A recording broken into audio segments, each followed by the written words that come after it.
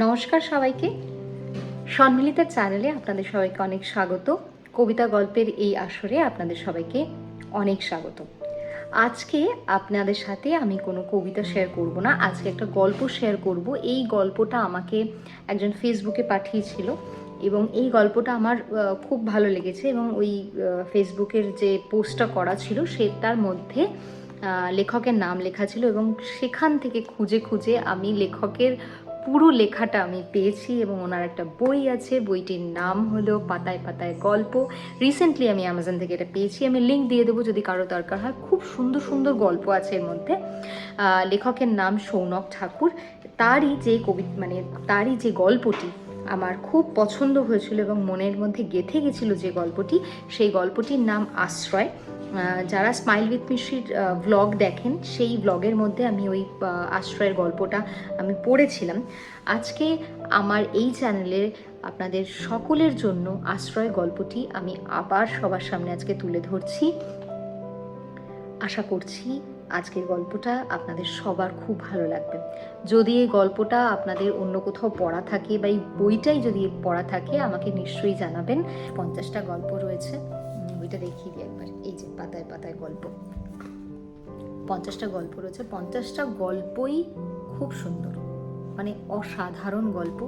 ছোট ছোট আমাদের সবার জীবনের ছোট ছোট মুহূর্তগুলোকে তুলে ধরে সেই মুহূর্ত থেকে তুলে ধরা একটি ছোট্ট ছোট্ট গল্প। তো আজকের যে গল্পটি সেটির নাম আশ্রয়। দেরি না করে আজকে শুরু করছি। আপনি কি করেন? Joint video Farakka. সপ্তাহের শেষে ফেরেন? হ্যাঁ। পরিবার? বরানগরে। বছর 10 হলো ফ্ল্যাট নিয়েছি। মিসেস? একটা স্কুলে আছে। বাবা মা? বাবা নেই, মা আছে। মা আপনার সঙ্গে থাকেন? মা আমার, ও আর বলতে হবে না, বুঝেছি, বৃদ্ধাশ্রমে তো। আসলে বুড়োদের সঙ্গে থাকা কঠিন।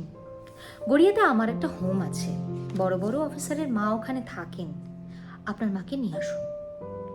আমি মায়ের অযত্ন হবে না, সুন্দর ব্যবস্থা, ভালো ডিসকাউন্টেরও ব্যবস্থা আছে। আপনি ভুল করছেন, মা আমার কাছে থাকে না, আমি মায়ের কাছে থাকি। তারপর একটু থেমে বললেন, আসলে জন্মদাত্রীকে আশ্রয় দেওয়ার ক্ষমতা সন্তানের থাকে না। গল্পটি এখানেই শেষ।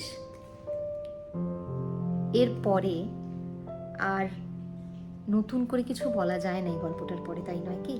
এবং আমি না যতবারই এটা পড়েছি, এবং আমি এত ফ্রিকোয়েন্টলি বই পড়ি না, মানে এই বইটা যবে থেকে কিনেছি তবে থেকে নয় করে 4-5 বার পড়া হয়ে গেছে 50টা গল্প, এবং আমার মাথার মধ্যে খালি ঘুরছে, মানে আমি ভিজুয়ালাইজ করতে পারছি যে প্রত্যেকটা দৃশ্য কীরকম হবে।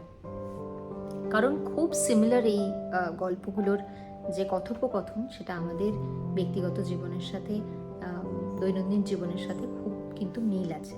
এটি ছিল আজকের পরিবেশন আমার তরফ থেকে। যদি কোনো ভুল ত্রুটি হয় ক্ষমা করে দেবেন। গল্পটি কেমন লাগলো সেটি আমাকে কমেন্টের মাধ্যমে নিশ্চয়ই জানাবেন। আর যদি ভিডিওটা ভালো লাগে লাইক করবেন।